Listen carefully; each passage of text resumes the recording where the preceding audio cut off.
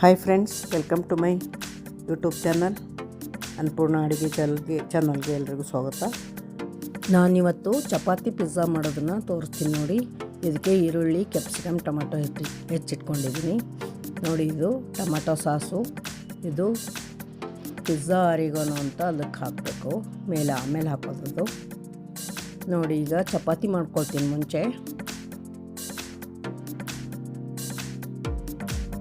ನೋಡಿ, ಪೂರಿಗಿಂತ ಸ್ವಲ್ಪ ದೊಡ್ಡದಾಗಿ ಮಾಡಬೇಕು ಚಪಾತಿ.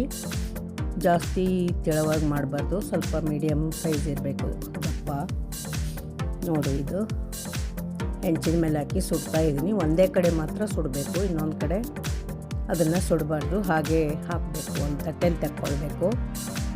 ಎರಡು ಮಾಡಿ ತೋರಿಸ್ತಾ ಇದ್ದೀನಿ ನಾನು ಎಕ್ಸಾಂಪಲ್ಗೆ ನೋಡಿ. ಇನ್ನೊಂದು ಕೂಡ ಚಪಾತಿ ಮಾಡ್ತಾಯಿದ್ದೀನಿ.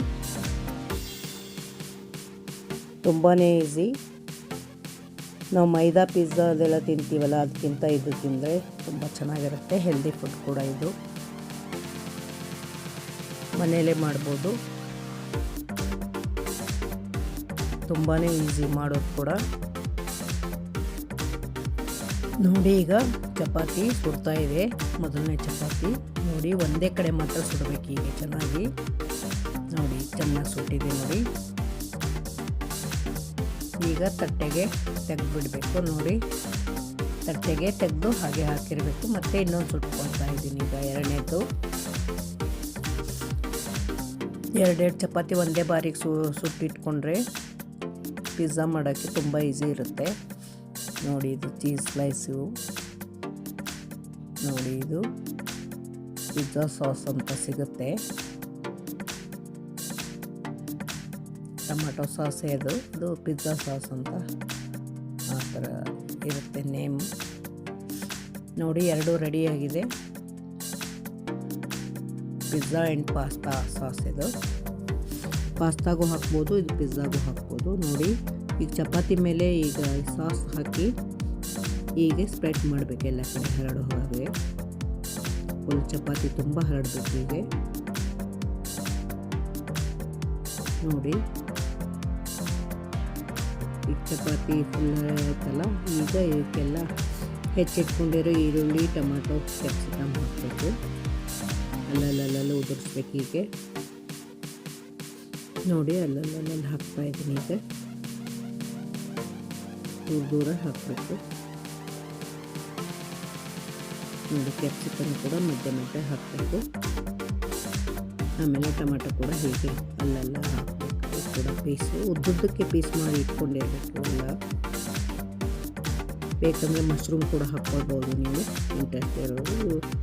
ನಮ್ಮ ಮಗಳು ಮಶ್ರೂಮ್ ಬೇಡ ಅಂತ ಅದಕ್ಕೋಸ್ಕರ ಹಾಗೆ ಸಿಂಪಲ್ಲಾಗಿ ಮಾಡ್ತಾ ಇರೋದು. ಮಶ್ರೂಮ್ ಹಾಕಿದರೆ ಮಶ್ರೂಮ್ನ ಫ್ರೈ ಮಾಡಿ ಇಟ್ಕೊಂಡಿರಬೇಕು. ಇದೇ ಥರ ಹಾಕಬೇಕು ಅದು ಕೂಡ. ಈಗ ನೋಡಿ, ಇದೆಲ್ಲ ಹಾಕಿದ್ದೀನಿ. ಟೊಮೆಟೊ, ಈರುಳ್ಳಿ, ಕ್ಯಾಪ್ಸಿಕಮ್ ಹಾಕಿ ಈಗ ರೆಡಿ ಮಾಡ್ಕೋಬೇಕು.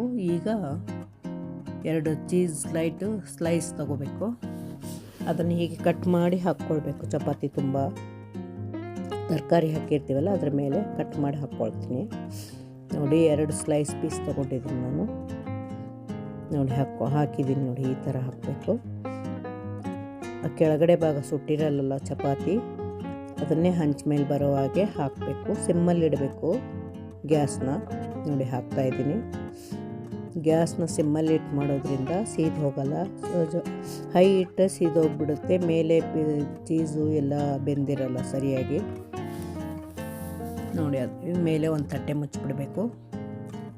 ಹೀಗೆ ಸಿಮ್ಮಲ್ಲಿಟ್ಟು ಒಂದು 5 ನಿಮಿಷದಲ್ಲೇ ಆಗುತ್ತೆ ನೋಡಿ. ಮತ್ತೆ ಇನ್ನೊಂದಕ್ಕೂ ಹಚ್ಚಿದ್ದೀನಿ ಸಾಸು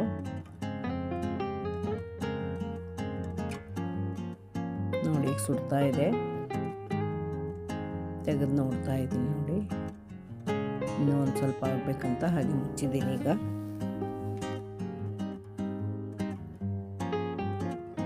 ನೋಡಿ, ಇನ್ನೊಂದು ಚಪಾತಿಗೆ ರೆಡಿ ಮಾಡ್ಕೊಳ್ತೀನಿ ಅದೇ ಥರ ನೋಡಿ. ಎಲ್ಲ ಸಾಸ್ ಹಚ್ಕೊಂಡಿದ್ದೀನಿ ಆಗಲೇ. ಚಪಾತಿ ತುಂಬ ಹರಡಿದ್ದೀನಿ.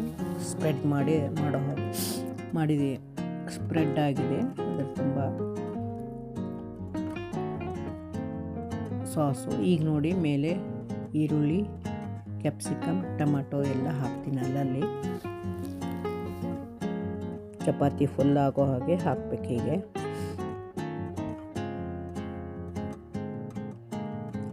ಅಲ್ಲಿ ಪಿಜ್ಜಾ ಕೂಡ ಹೀಗೆ ಮಾಡ್ತಾರೆ, ಆದರೆ ಮೈದಾ ಹಿಟ್ಟಿಂದು ಪಿಜ್ಜಾ ಬೇರೆ ಸಿಗುತ್ತೆ, ಅದರಿಂದ ಮಾಡಿರ್ತಾರೆ.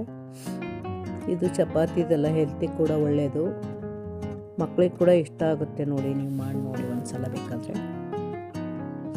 ನೋಡಿ ಹೀಗೆ ಹಾಕ್ಕೊಳ್ಬೇಕು. ಟೊಮಾಟೊ, ಈರುಳ್ಳಿ, ಕ್ಯಾಪ್ಸಿಕಮ್ ಅಲ್ಲೆಲ್ಲ ಹೀಗೆ ಉದುರಿಸಿದ್ದೀನಿ ಚಪಾತಿ ಮೇಲೆ. ನೋಡಿ ಎಲ್ಲ ರೆಡಿಯಾಗಿದೆ. ಈಗ ಚೀಸ್ ಇರುತ್ತಲ್ಲ, ಎರಡು ಸ್ಲೈಸ್ ತೊಗೋಬೇಕು. ಅದ್ರ ಮೇಲೆ ಪೀಸ್ ಮಾಡಿ ಹಾಕಬೇಕು. ಇದು ನೋಡಿ ಸುಟ್ಟಿದೆ ಆಲ್ಮೋಸ್ಟ್ ಅಲ್ಲೂ.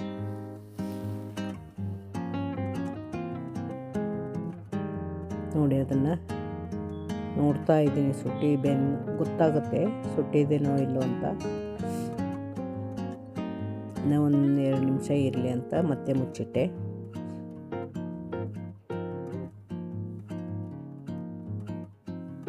ಚೀಸೆಲ್ಲ ಫುಲ್ ಕರಗಿರಬೇಕು. ನೋಡಿ ಈಗೆಲ್ಲ ಚೀಸ್ ಕೂಡ ಕರಗ್ದಾಗಿದೆ. ಈಗ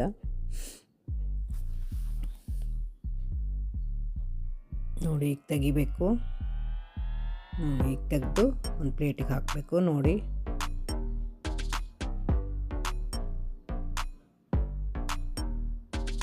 ಈಗ ನೆಕ್ಸ್ಟ್ ಇನ್ನೊಂದು ಹಾಕಿದ್ದೀನಿ, ಮತ್ತೆ ಮುಚ್ಚಿಡ್ತೀನಿ ಚಪಾತಿನ. ಒಂದು 5 ನಿಮಿಷ ಹಾಗೆ ಸಿಮ್ಮಲ್ಲಿಟ್ಟು ಮುಚ್ಚಬೇಕದು.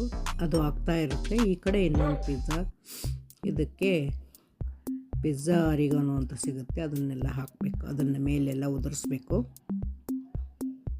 ನೋಡಿ ಅಲ್ಲಿ ಇದೆಯಲ್ಲ, ಇದು ರೆಡಿಮೇಡ್ ಸಿಗುತ್ತೆ, ಆನ್ಲೈನಲ್ಲಿ ತರಿಸ್ಕೋಬೇಕು. ಅದನ್ನು ನೋಡಿ ಪಿಜ್ಜಾ ಆರಿಗಾನೋ ಇದನ್ನೆಲ್ಲ ಹೀಗೆ ಉದುರಿಸ್ಕೊಳ್ಬೇಕು. ಪಿಜ್ಜಾದಲ್ಲಿ ಕೂಡ ಹೀಗೆ ಹಾಕಿರ್ತಾರೆ, ಹೊರಗಡೆ ತಿಂತೀವಲ್ಲ ಅದರಲ್ಲಿ ಕೂಡ ಹೀಗೆ ಉದುರಿಸಿರ್ತಾರೆ.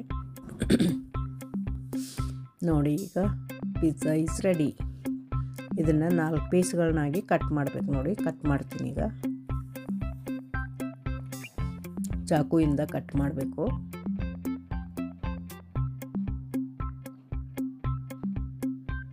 ನೋಡಿ ಕಟ್ ಮಾಡಿದ್ದೀನಿ. ನೋಡಿ ಇದು ತರಕಾರಿ ಪಿಜ್ಜಾ, ತಿನ್ನೋಕ್ಕೆ ಹೆಲ್ದಿ ಕೂಡ ಇರುತ್ತೆ ಇದು.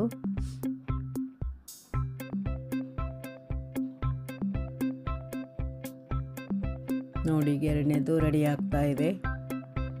ಸುಟ್ಟಿದೆಯೋ ಇಲ್ಲೋ ಚಪಾತಿ ಅಂತ ನೋಡ್ತಾ ಇದ್ದೆ. ಇನ್ನೂ ಒಂದು ಸ್ವಲ್ಪ ತಿಡೋಣ ಅಂತ ಹಾಗೆ ಮುಚ್ಚಿಟ್ಟೆ. ಮತ್ತೆ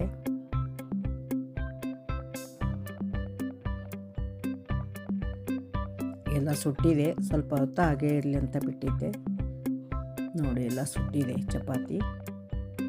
ನೋಡಿ ಎಲ್ಲ ಕೆಂಪಗಾಗಿದೆ, ಎಲ್ಲ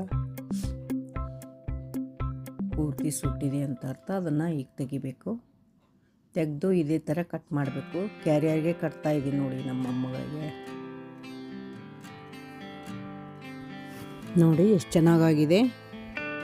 ನೋಡಿ ಹೀಗೆ ಪೀಸು ಈ ಕ್ಯಾರಿಯರಿಗೆ ಕಟ್ಟಿದರೆ ಮಕ್ಕಳು ಕೂಡ ಇಷ್ಟಪಟ್ಟು ತಿಂತಾರೆ.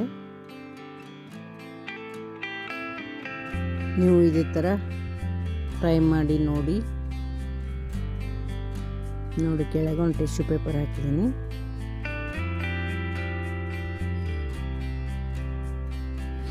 ನೋಡಿ ಹೀಗೆ ಪಿಜ್ಜಾ ಕ್ಯಾರಿಯರ್ಗೆ ಕಟ್ತಾ ಇದ್ದೀನಿ. ಈಗ ಇನ್ನೊಂದು ರೆಡಿ ಮಾಡ್ತಾ ಇದ್ದೀನಿ. ನೋಡಿ ಒಂದಾಗಲೇ ಕಟ್ಟಿದ್ದೀನಿ, ಈಗ ಇನ್ನೊಂದನ್ನು ಅದೇ ಥರ ಮಾಡ್ತಾ ಇದ್ದೀನಿ. ನೋಡಿ ಈಗ ಪಿಜ್ಜಾ ರೆಡಿಯಾಗಿದೆ.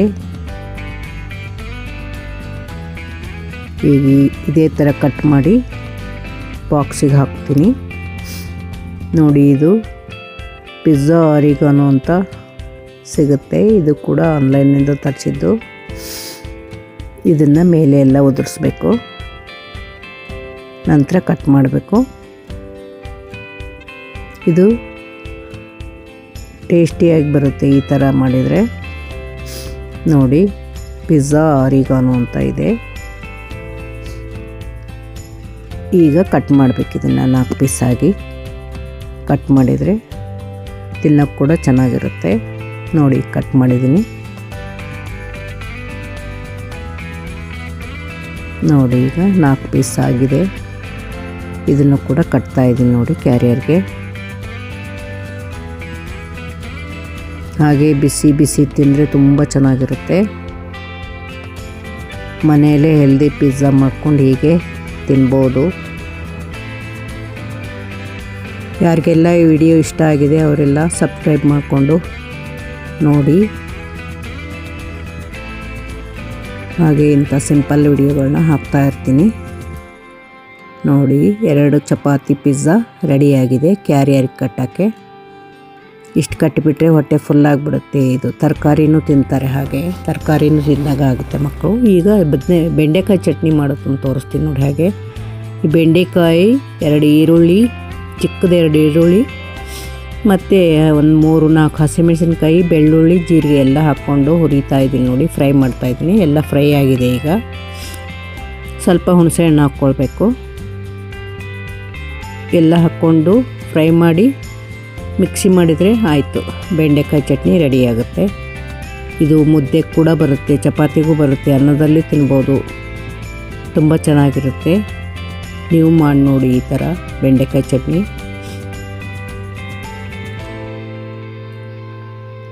ಒಂದು 1/4 kg ಅಷ್ಟು ಬೆಂಡೆಕಾಯಿ, 2 ಈರುಳ್ಳಿ, 4 ಹಸಿಮೆಣಸಿನ್ಕಾಯಿ, ಜೀರಿಗೆ, ಬೆಳ್ಳುಳ್ಳಿ, ಸ್ವಲ್ಪ ಹುಣಸೆಹಣ್ಣು ಹಾಕ್ಕೊಂಡು ಲಾಸ್ಟಿಗೆ ಕೊತ್ತಂಬರಿ ಬೇಕಾದರೆ ಹಾಕ್ಕೊಳ್ಬೋದು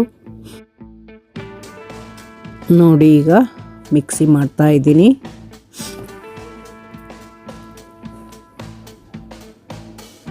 ಒಂದು 2 ನಿಮಿಷದಲ್ಲೇ ಆಗುತ್ತೆ ಮಿಕ್ಸಿ. ಜಾಸ್ತಿ ಟೈಮ್ ತೊಗೊಳ್ಳಲ್ಲ. ಬೆಂಡೆಕಾಯಿ ಸಾಫ್ಟ್ ಇರೋದ್ರಿಂದ ಬೇಗನೆ ಸಣ್ಣಾಗಿಬಿಡುತ್ತೆ ಚಟ್ನಿ.